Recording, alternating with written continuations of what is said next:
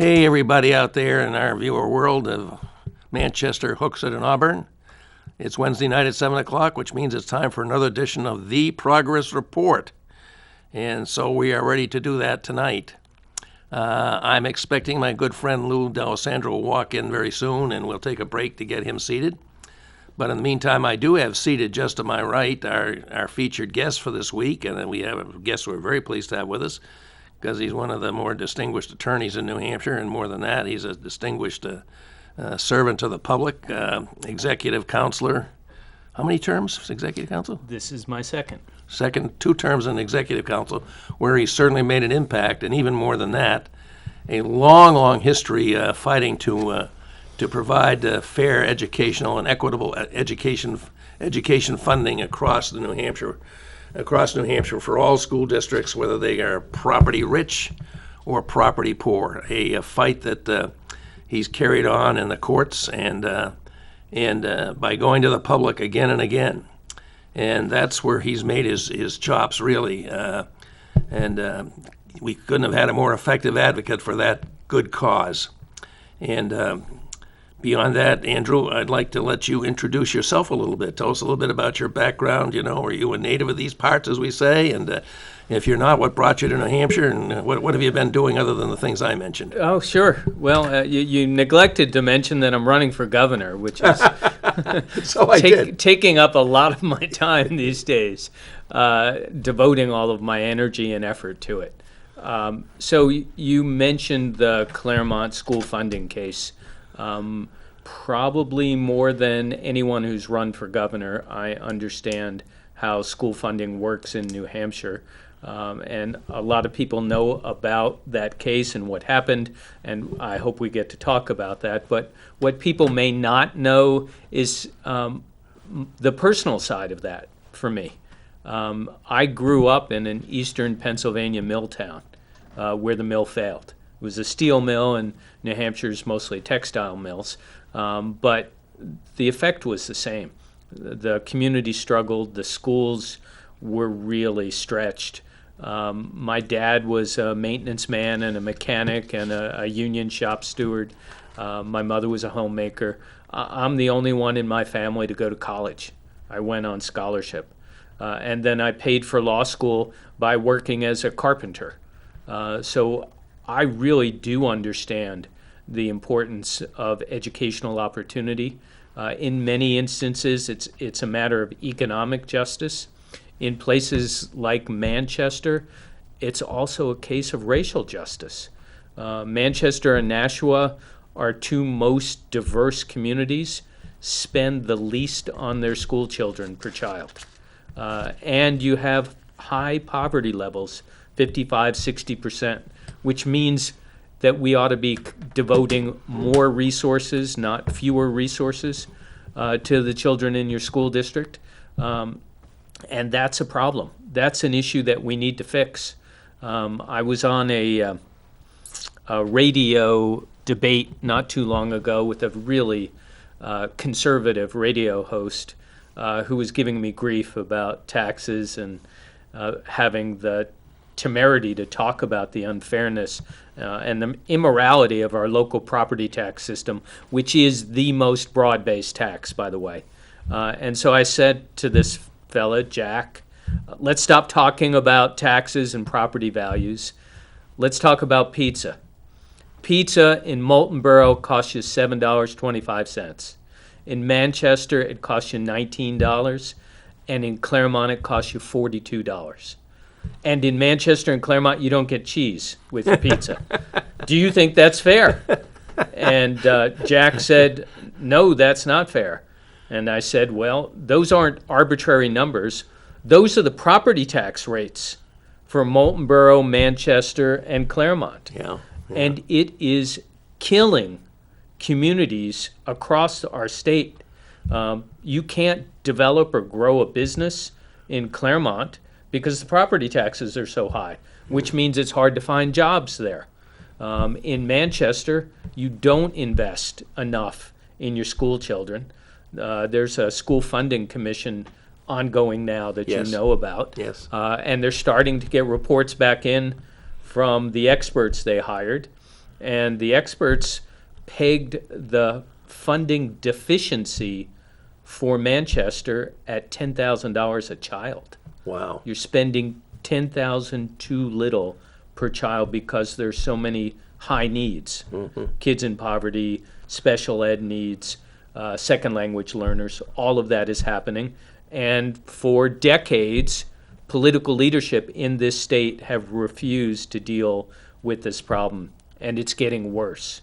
Yeah. And so, quite frankly, the reason I decided to run for governor is to fulfill the promise of fair funding that the Supreme Court laid out over the course of 10 different cases Yeah. in Claremont. And you, with Attorney John Tobin, were in pretty much all of those cases, were you not? I was in every one of them, and I think John was in 9 out of 10. Wow. And our good friend who's passed, R. Piers Saunders, Yes. was in a number of those cases as well. Yes, we do miss him. Another able lawyer, excellent person. So it must have come as quite a disappointment to you when the court finally kind of washed its hands of the problem, said, we don't think there's any more we can do, and ended its supervisory jurisdiction over the government's effort on this.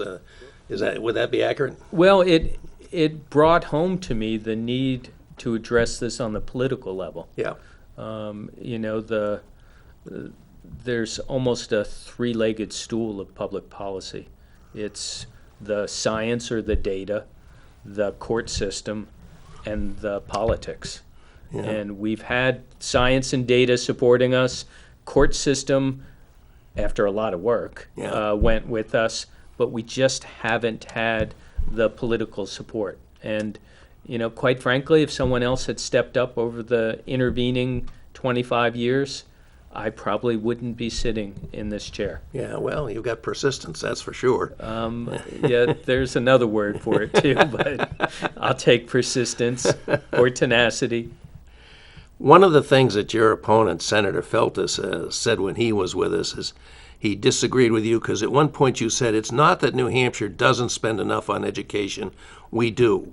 And he said he didn't agree with that. And did you say that, and would you care to explain what you meant by that? Yeah, Dan's fond of quoting me out of context. Yeah. That quote and a number of other things that Dan has said really make clear that he doesn't understand how school funding works, or he's intentionally misleading the public for his own benefit. Mm-hmm. So let's put this in context. New Hampshire spends about $3.2 billion on public ed, K to 12.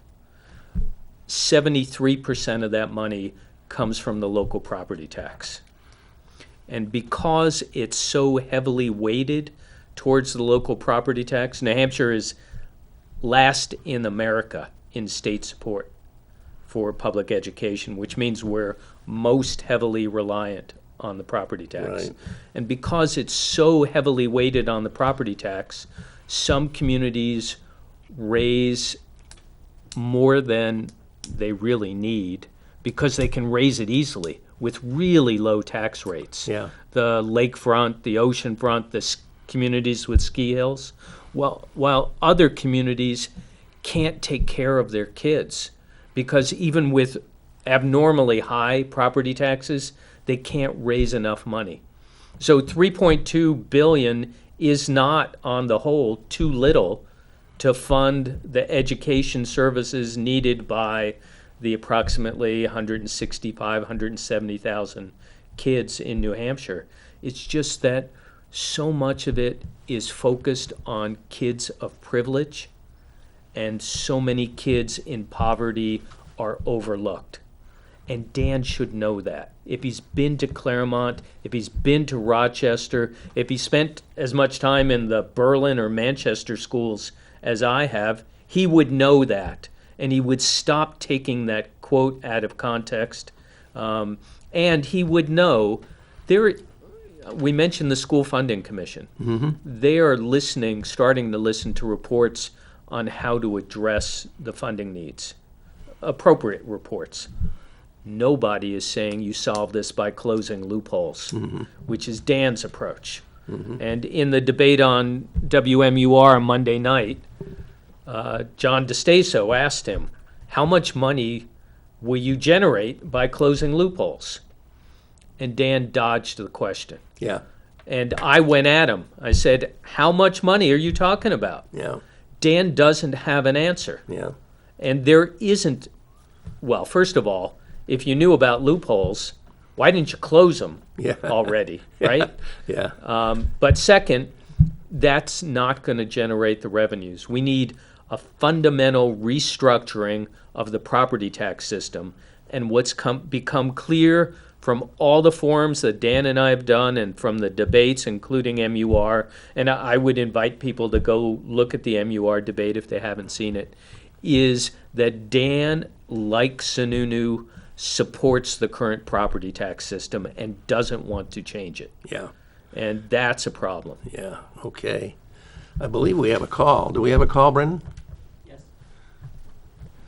Hello, caller. We're glad to welcome you to the Progress Report. Hi, this is the Progress Report. This is Bob Backus, and we're happy to welcome you to our show. Do you have a question or a comment for Executive Councilor Valinsky? I do. I have a quick question for Mr. Valinsky. Okay.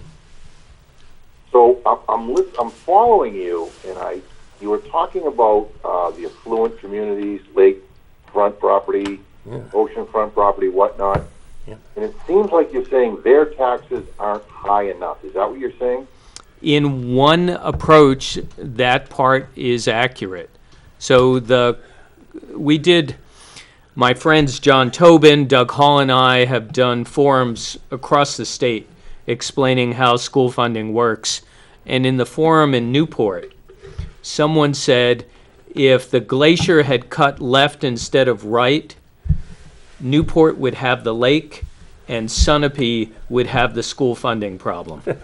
And that's almost how arbitrary it is. We've had communities, the expert report that I mentioned earlier indicated in one analysis, their analysis, and there are other approaches to this. So I'm not trying to be critical of them. They said 70% of the communities would benefit from a fair, equal, statewide property tax right about the state average. Yeah. That's one All right, approach. so Andrew Valinsky is for higher taxes. You might as well use that as a slogan. Yeah, I don't think that's a productive discussion. That is the Republican talking point that has kept New Hampshire from moving forward, that has consigned children across most of our state to failing school systems. You can say what you want and pull the lever that you want. You just said, higher taxes. You can pull whatever lever you like, but the truth of the matter is that our school funding system is failing and needs to be reformed. We're joined by my good friend, Senator D'Alessandro. Thank you for joining us. Please, You're welcome, and I Welcome. apologize. Thank you. I apologize, Mr. Counselor. Hey, I'm sure Counselor, all those folks paying over apologize. $1,000 a month in property taxes will be happy to know that if you get elected governor, it's going to go even higher. But good luck to you. okay, pal. I think your whole point is that the people now suffering from high property taxes and not getting their piece of pizza at a reasonable price are going to be better off. Hey, Mitt Romney pays a $6 school tax. His rate is $6 per thousand. The school teacher in Manchester pays twice that rate. The person between jobs in Claremont pays 3 or 4 times that rate. All I'm saying is I think it's time for Mitt Romney to pay his fair share. I think that's a good point. Sorry to have been arrived late. I was at the Charter Commission, and we think we got that one resolved for the, Yay, for the moment. great. That's and good basically, we're talking about the schools naturally. Yeah, of course. And welcome. you. Great to see you. And to see you. You know, I can remember when John Sununu was governor, and we had Augenblick in here, Of course. and the Augenblick formula was accepted by the legislature and vetoed by Governor Sununu. That would have gone a long, long way to taking care of our school funding problem. Yeah, it might have. Sununu never funded it. Right, he is never the- funded it. The and problem. He never funded it, and he vetoed the legislation. And, we've been at this for a long time, and I was here for the Claremont decision, I know you were. and I recall the work we did, and a number of people have worked very hard in the legislature, but certainly the basic premise is there's an unfair situation that exists. I don't think there's any question about that, and I think of Claremont and I think of Manchester, and I think of Manchester and. We're the largest school district in the state. We've got almost 14,000 students that are being educated here, K through 12. Yeah. And yet there is an unfair situation that exists, and it really does have to be addressed. And there's a commission that's in place as we speak. Right. And I think we're waiting for the results of that commission. And I think people are going to be surprised by some of the things that commission says. Well, some of the reporting is coming back already. I think they're scheduled to issue their final report at the beginning of December of this year. I believe so. And you probably know that John Tobin, Doug Hall, and I advocated for the formation and funding for that Right. commission, and the legislature was willing to go along with that, and I think I really appreciate that. I really, really do. Right. Legislature created the commission, gave them $500,000 in funding to do their work. I was a little upset about the way the funds were initially dispersed. Yeah, I don't know that. Well, we had a no bid deal, and one one entity got all of the money. I didn't think that was. That was rectified. I didn't think that was a good deal. But certainly we needed it, and commission is working hard, and it's quite a wide-ranging commission in terms of the membership. So let's see what happens. I'm hopeful, but that commission concluded that $3.2 billion is about the right amount of money to spend. It's right in their report from about 3 weeks ago. Yeah. And so my friend Dan picking on me for having said something that the commission's experts now have validated is a little unfair, and doesn't advance the discussion that we need to have. This all came up to a real boil when now Senator Shaheen was governor of New Hampshire, and Right. she had to wrestle with this. And then we came up with this scheme of the statewide property tax, relabeling the property taxes. And this raised the horrible specter, at least to some people, that certain towns were being donors to other towns. Right. And that got to be a huge, big political problem. Huge. How does your plan overcome that? Well, it's last week I spoke to a nursing home administrator in Portsmouth, which is a property wealthy community. And I said to the administrator, "Where do your frontline workers come from?" And she said, they can't live in Portsmouth because they can't afford it, so they live in Somersworth, Dover, and Rochester. And before I could ask another question, and she said, but they all have trouble finding stable, affordable housing. And I said to her, you won't be surprised that property taxes are really high in those communities, whereas in Portsmouth, there's a clear advantage. And what her comment told me was certainly regionally that Portsmouth is in the same pickle that Somersworth, Rochester, and Dover are in, because so many of the employees for Portsmouth businesses live in the surrounding communities. And if we're not willing to believe in a social contract where we look out for one another, we should at least believe in enlightened self-interest, because if this nursing home can't have its employees live reasonably close by, they won't stay in business because it's such a worker-intensive kind of industry. Mm-hmm. And so the idea, well, you've had it here in Manchester. Mm-hmm. Manchester Proud Yes. was formed because Manchester businesses are suffering because people won't move to town. Right. And, Yeah. you know, the business community recognized the shortcoming. Good for them, trying to help. But it's recognition of the fact that this has an impact on all of us and that we're in this together. So, you know, if you really want to lift up the working class, if you really want to say we're in this together, then you have to have this discussion about how to fix the crushing, immoral, unfair property tax system. So would it be fair to say if you prevail in the primary this Tuesday, and go on to become governor, that this will be your top priority? It would be trying to lead the state government into taking a position to achieve educational funding equality? You can expect my inaugural address to include a fair bit pushing my friends in the legislature to come forward with a package that addresses the immorality of our property tax I system. would not expect anything less. You know, taxes is a fraught word in New Hampshire, you know. I understand. As our caller just illustrated with his comment. In New Hampshire, I mean, I guess nobody likes paying taxes. Although I must say, I feel like I'm doing my duty as a citizen when I pay my taxes. It doesn't gall me the way it does a lot of people. Well, I think that we all have a responsibility, and I think Councilor Valinsky says it quite clearly. We have to have moral compass. We have to have a moral issue, and I think that's a very significant issue. I think what people don't realize is that we've adjusted taxes in the state of New Hampshire 35 times in the last 10 years. What do you mean by adjusted? We've either reduced them or eliminated them. Oh, yep.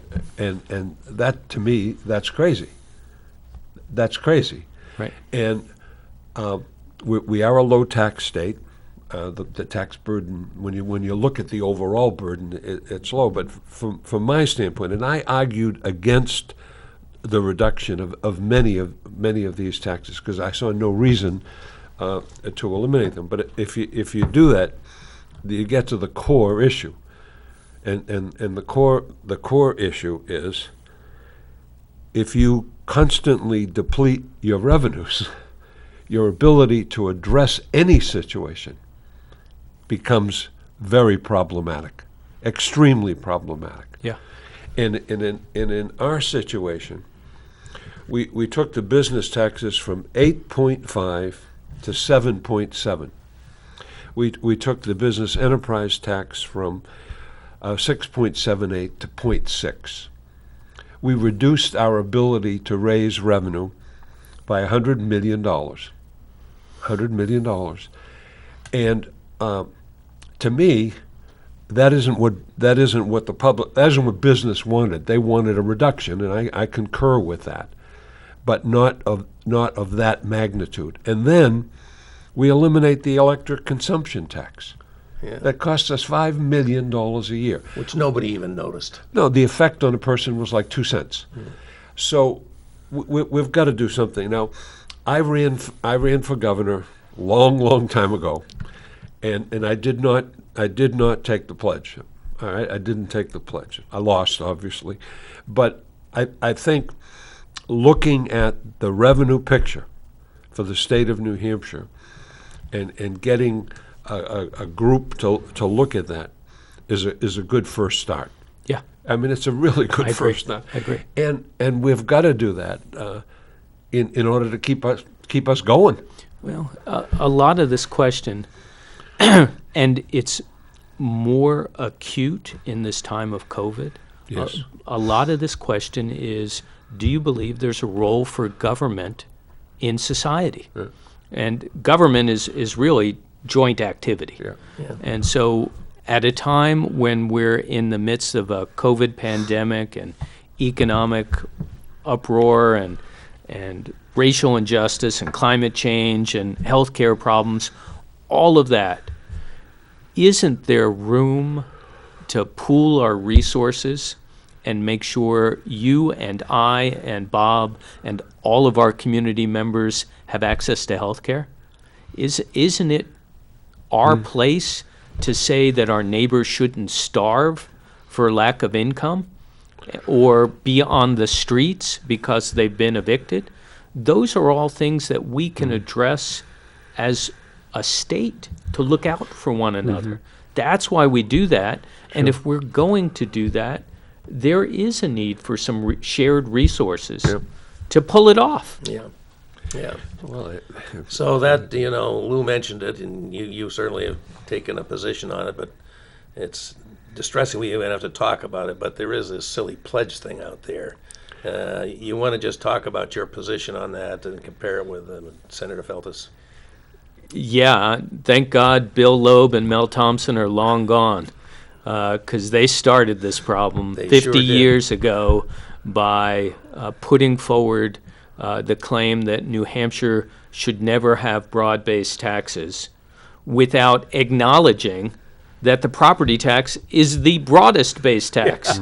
If you live in New Hampshire, you pay the property tax. Whether you rent or own. Rent, own, or your business. Yeah. Right? So it is the broadest base tax. So it all starts from a false premise. And if you take the pledge, and I so respected you for not taking it, Jeannie Shaheen did not take the pledge in her third term and got elected.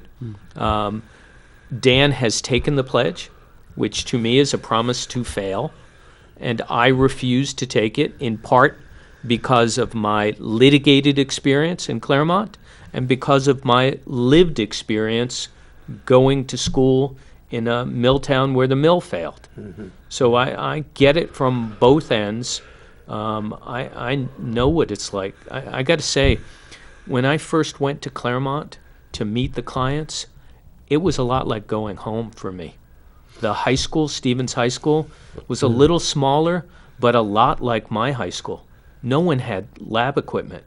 It's probably one of the reasons why I'm not an MD, because I got to college as a pre-med major, having never been in a lab, Really? and I couldn't keep up. Yeah. I could do the classroom work, Yeah. but I just didn't have any experience. So you had to default to becoming a lawyer. Just I like, know. Just like me. My father was a doctor. I didn't do so well in first year college chemistry. And I said, Well, but here's the thing that, we laugh about this, and I'm not complaining. I've done okay as a lawyer. you certainly have. But last summer, I was up in Berlin, and I met a fourth grader, a little girl named Aurora. And Aurora told me she'd been sick as a child, and the doctors fixed her, and she wanted to become a doctor. So I'm sitting there talking to this little girl in pigtails, and I know the high school in Berlin doesn't have a chemistry teacher. Yeah. And I'm sitting there thinking, how in the world is this little girl ever going to become a doctor without a high school chemistry teacher? Yeah, that really is a sad And story. It's heartbreaking to think of that in modern day New Hampshire. Yeah. Brendan, do we still have a caller? Yes. Okay. Hi there. You're on the progress report with me and Lou and Democratic candidate Andrew Valinsky. We welcome your participation, comment, or question. Yes, my question has to deal with the mental health issue in Manchester as well as the homelessness. After watching the Aldermanic meeting last night, they hadn't had a meeting in a month. The homeless population in 10 cities has gone from 200 to 280 in Manchester, and only 27% of them are residents of Manchester. So outlying towns and cities are sending their people to Manchester, saying, we have the ability to take care of them. So I'd like to know what you're going to do for the city of Manchester when these other towns are sending these people to Manchester. Thank you. Thank you. It's a good question because it underscores in the context of homelessness how the state doesn't step up in so many areas, and our larger cities like Manchester and Nashua, Dover, Rochester have to step up in the state's place. So homelessness, as the caller mentioned, the Safe Stations program Right. was here and only funded by you in Manchester. And the only way you can fund homelessness responses or safe stations programs is through your property tax. So I don't want to be the broken record, but in 2008, Speaker O'Brien balanced the state budget by downshifting everything to the local property tax. Yeah. And the local property taxes in the 3 years following '08 went up by $294 million. Now Sununu's worse. It's gone up $320 million during his terms. But we can't go back to that model. We don't have the capacity in Manchester to keep hitting your local property tax for what should be a statewide service.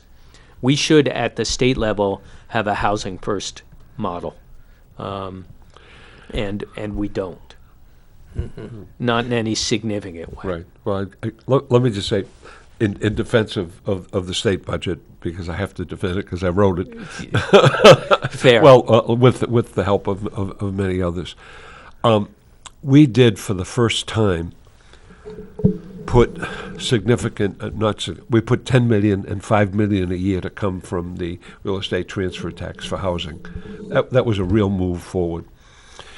We got the children out of New Hampshire Hospital, where they never should have been in the first place, and for 10 years they were there. They never should have been there. We got them out, and they're in Hampstead, where they should be, and where they can get good treatment.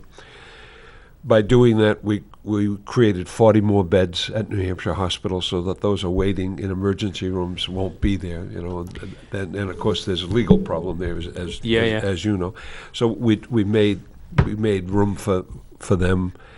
We did some transitional housing. Well, we appropriated transitional housing money. So we worked on a number of things, and we had some finances, we had some revenues to do that. But when we talk about Manchester, Mrs. Thomas, who's our health person in Manchester, and her health department does a magnificent job. We are facing homeless problem here in Manchester. Yeah. And they're underneath the Amherst-Gig. Under the Oh yeah, I know bridge. exactly. You saw them Yeah. when you came in, and the state has to help because you can't do it alone. Right. And many of those people are from outside of the Manchester area. So we have that problem that we have to deal with, and I think the mayor has worked hard to address that. But you gotta have cooperation from the state and in essence too from the federal government in order to do some of the things. We've made some significant strides. And the real problem is the virus hit us, and unprecedented. We've never faced a situation like that, and I think the mental health component is a disaster, an absolute disaster. And it's kids, it's young adults, it's older adults. I mean, just the confinement aspect. We're social animals. We need socialization. Yeah. And the virus has really put a crimp in our style, and you make some good, we've got to address these things, and we got to have leadership, and the leadership comes from the top. I couldn't agree more. And on and- so many levels, the governor's abdicated that leadership. Well, I think in many ways he has. Yeah. I mean, So- he's done some good things, but he's abdicated leadership in some very key areas. And So you in the legislature put money for mobile emergency Yes. response teams for mental health Yes. issues. I spoke to the leaders of our community mental health system last week. The Department of Health and Human Services has not stood up those programs yet. That money needs to be deployed, and it's Absolutely. a violation of the separation of powers Sure. for them to hold a veto. The other thing that you funded that isn't being deployed is what the mental health experts called the SLRP program, Right. which is the Student Loan Re- Forgiveness Program. Yes. They're losing mental health professionals to other states where a social worker can go to North Carolina and get her graduate school costs forgiven, and we're supposed to have that here. You put Right. money in the Yes. budget for that, Yeah, we did. and they're not following through on it. So that's we talk about homelessness, we talk about the forgiveness. Right. My daughter Molly is a clinical social worker. When she was in high school, she and I volunteered at the Concord Emergency Homeless Shelter, and we spent nights there, staffing the shelter. So I know what those places are like. I know they're not good enough for a lot of people. They're a lifeline in an emergency, but we need to get stabilized housing, add to it some case management, and then help people get to stand up on their own. That's the goal. You mentioned Governor Sununu, and certainly you've got some salient points to make there, but he's certainly, he's been able to claim this COVID virus it's been good for him in many ways, because look at all the time he gets to spend with the Commissioner of the Health and Human Services on Channel 9 answering questions and so forth. How would you rank his effort to deal with his emergency order and so forth with this crisis? When I think of his COVID response, I tend to focus on New Hampshire's most vulnerable. I think of children, I think of seniors, and I think of small business, which is the backbone of a New Hampshire-based economy. So children, Sununu and Edelblue abdicated responsibility with respect to school reopening. They've made a complete hash of it because they relied on Betsy DeVos's approach, which is to do nothing. And so teachers and school boards are really stuck in this situation where they're scrambling at the last moment. I actually went at Sununu and Edelblue in the spring to try and get them to plan a short summer session so that we could work out the kinks in a safe summer environment for 2 weeks or so, and then know how to reopen. Wouldn't do it. Not enough resources to local school districts. Terrible situation. The seniors, I can't think of a more heartbreaking situation than all the deaths in the nursing homes. Yeah. And all the separation of loved ones in those circumstances. Again, complete failure. Small business, for me, a Main Street business doesn't have $20 million in revenue. The mom and pop businesses that I know, they're doing their business plans on the kitchen table at night when they get home from work. They don't have a CFO or an accounting department, and they can't compete against the $20 million businesses for scarce resources. But that's what Sununu's making them do. So when I think of the most vulnerable populations, I think Sununu's done terribly. Okay. Let's turn to a few other issues, if we can. Here's one that on the different side from my good friend Lou D'Alessandro. We need revenue. How about casino gambling? Lou, do you want to go first? And believe me, as long as Lou is running for office, he's running again. This is going to be an issue that's going to come up in every session. I'm just going to say that ship has sailed.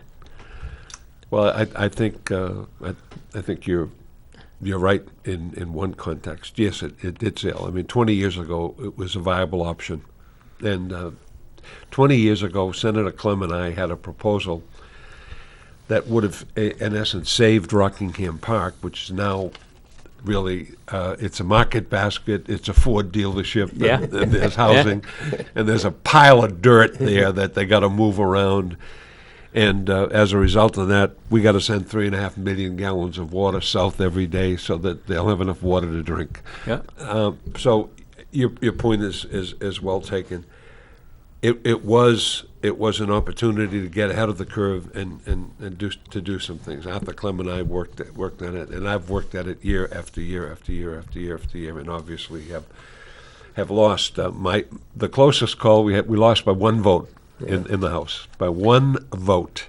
It was a tie vote, and the Speaker at the time, and I'll never ever forget there. I was right Or in the forgive gallery. him. Or forgive. Was it? It was Nada Kane. It was Nada Kane. She was in the chair. She was in the chair, and the Speaker was out of town. And Nada Kane cast the deciding vote. And listen, it is what it is, and I think you're right. But here's the thing that really galls me, though. We've got 100 casinos in New Hampshire. There's one right on Main Street in Concord. Big sign, casino. Casino. What's his name?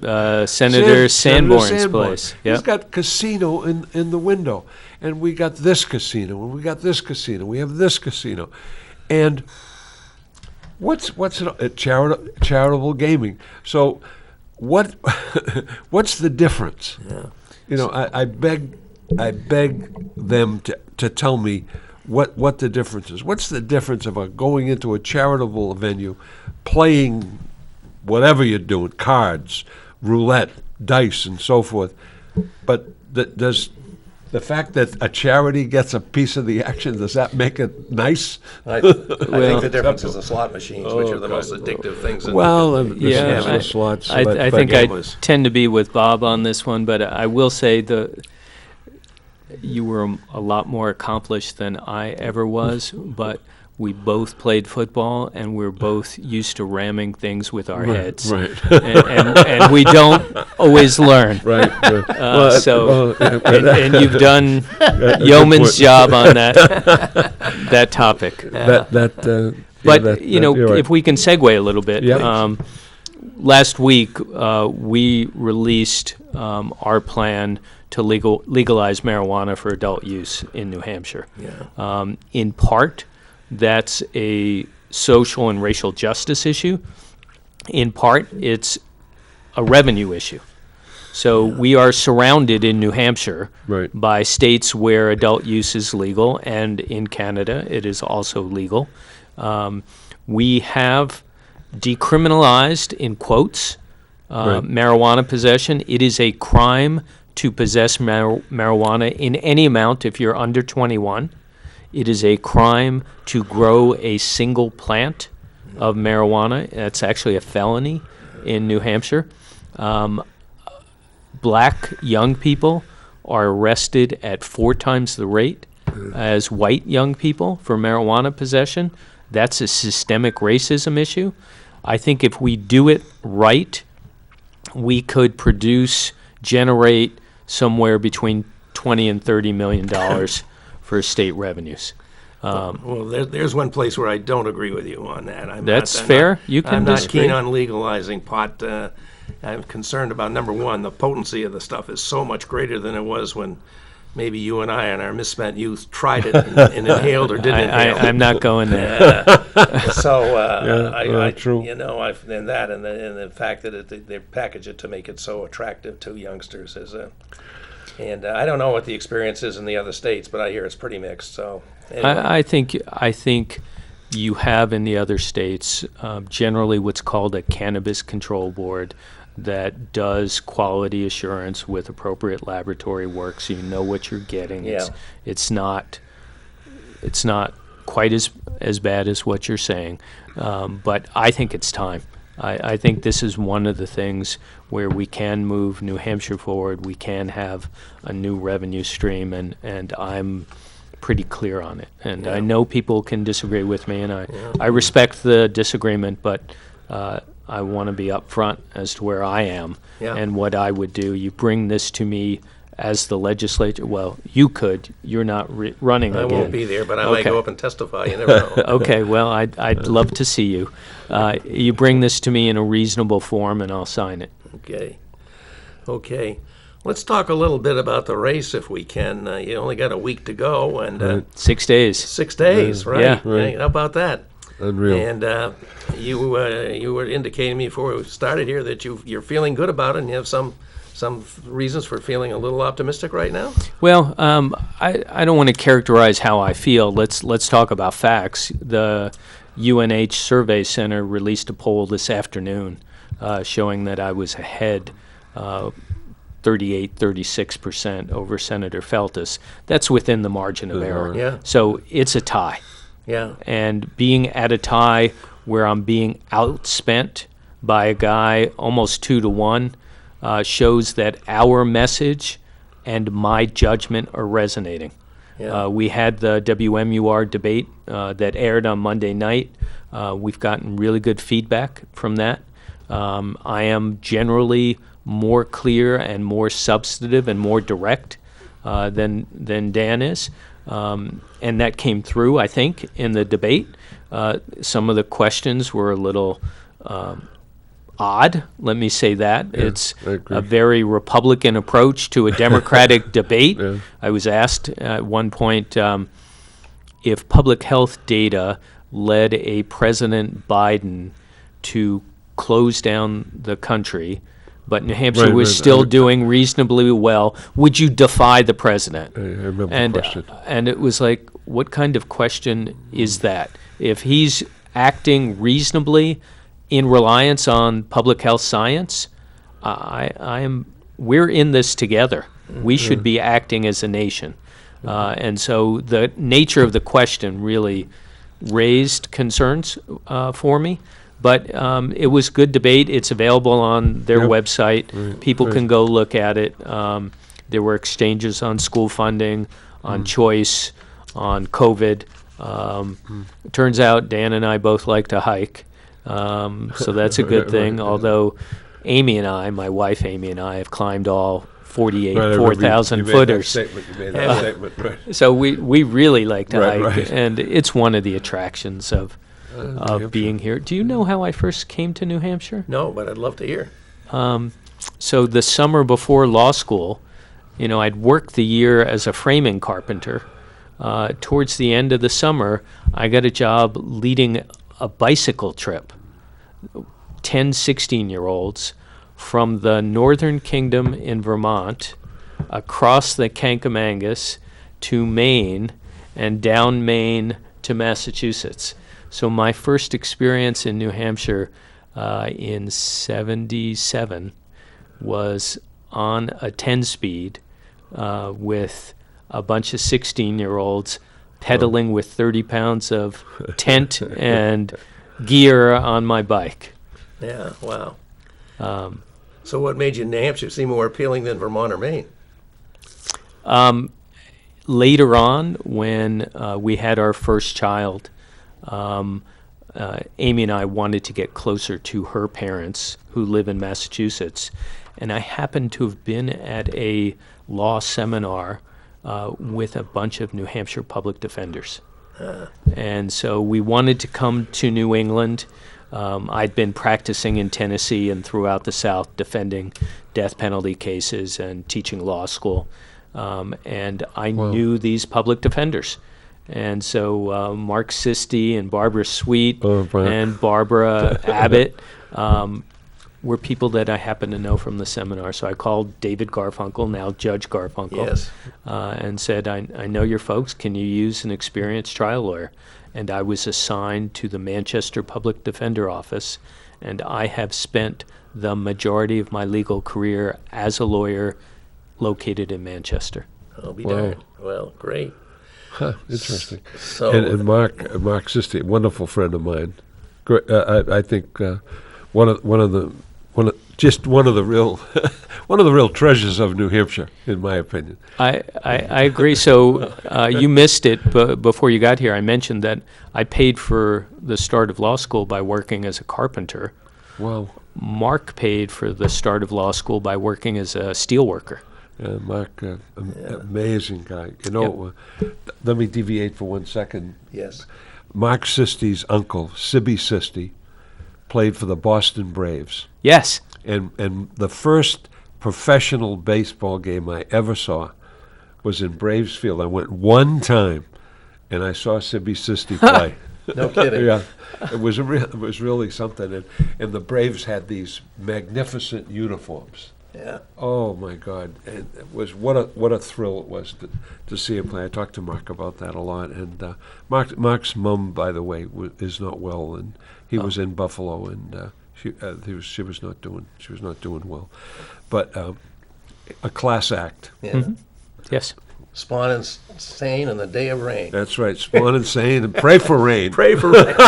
That was the pitching rotation for the Braves. Boston Braves. Yep. Oh God, yes. Oh, this is great stuff to remember. Yeah. Well, what's the rest of the what's up for you for the remainder of this campaign? And how are you campaigning this time? Has it changed because of the COVID? And, Oh, yes. and Yeah. how has it changed, and has it offered any opportunities? Yes, actually. So we stopped the typical door knocking, house parties in March. It wouldn't have been ethical to expose people. So we've spent our time on the phone. Sure. We spend our time in Zoom meetings. We've had as many as 150 people on a Zoom meeting for our campaign. We had Abdul El Sayed, who was the public health director of the city of Detroit, on a Zoom meeting with us, and we talked about COVID and school reopening. So we've done a lot of that. There's an advantage to that. So I can, in one night, go to a Zoom Democratic meeting in Winchester and another one in Salem Right. and another one in Berlin, and I don't leave my desk for that. Yeah. The thing we've lately done is we've kind of perfected the car rally. Yeah. So we Yeah. have the Oh, yeah. Courage to Lead car rally series. We started in Lebanon. We've done Lebanon, Manchester, Nashua, Dover. People come, they sit in their cars. We have a low wattage FM transmitter. We decorate my truck. The speakers climb up in the back of my pickup truck. That's our stage. Right. People stay safe in their cars. In Dover last Sunday, I think we had about 50 cars, so about 70 people in a pop-up event. We had a couple of local musicians. Oh, a lawyer, Peter Matthew, Yeah. and his partner, Lizzie Go-Go, played for us, and then half a dozen local reps running for office. And then Amy and I climbed up in the pickup truck, and I gave my speech, and everyone honked, and it's as close as we can get to a rally. My goodness, I didn't know you were doing that. That sounds really great. What a great and innovative approach. I have to congratulate you. creative, I had sure. not heard about that. Did you? Well, I've heard about the rallies, yes, and they had one for Biden at Tupelo.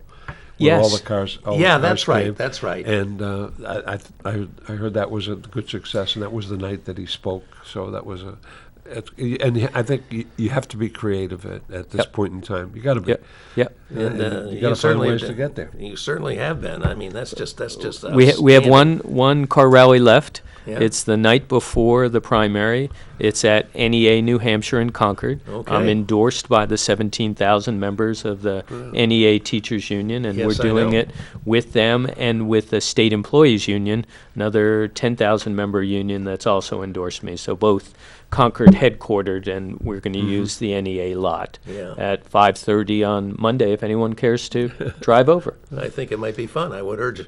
I might do it myself, and I would urge our viewers that are watching and might consider doing that too. Sounds really like a neat thing. We're almost done here, but I did want to just give you a chance to pick up on one other topic, which I know you've been outspoken on, and that's the issue of additional gas pipeline infrastructure in New Hampshire. Oh yeah, You it's want to just take a minute on that? I mean, the issue that was before us is gone because Liberty Utilities has abandoned the Granite Bridge project as of this point. So. Yeah, so Liberty Utilities, a gas utility company in this instance, wanted to build a $400 million fracked gas pipeline with a big 10-story tank in Epping. The project made no sense and is dangerous to the environment. This is a point of judgment. Dan's judgment was to sign on to the project and accept contributions from Liberty Utilities. My judgment was the project was both uneconomic and a step in the wrong direction if you're serious about climate change. Yeah. Now, you're right, Liberty Utilities pulled that project, but now they're before the Public Utilities Commission asking their ratepayers to reimburse the $9 million of costs they sunk into that project and asking for approval of a 20-year fracked gas contract to use the existing Concord-Manchester line.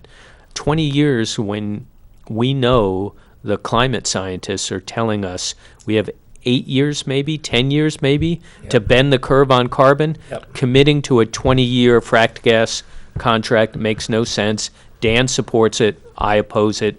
That's why I'm endorsed by the Sierra Club and 350.org, New Hampshire Youth Movement, Sunrise Movements, a number of other really good environmental organizations. Okay. Well, I'd love to talk with you more about that because that's kind of in my wheelhouse. I know, I And, know. but we are out of time, but this has been terrific. Thank you And, guys for having me. You're a wonderful guy and a terrific candidate, and I certainly wish you well, and thank you for joining us. We don't have the audience of Channel 9, but we do have an audience, so I hope it helps. Your audience is very important. Thank you very much, folks. I hope you enjoyed this. Thank you to our callers, and I'll be back with Mike Farley next week, and we'll be discussing the results of the election. We'll see how that came out between Dan Feltus and Andrew Valinsky, and we'll know the answer by the time we're on the air next week. So tune in next week.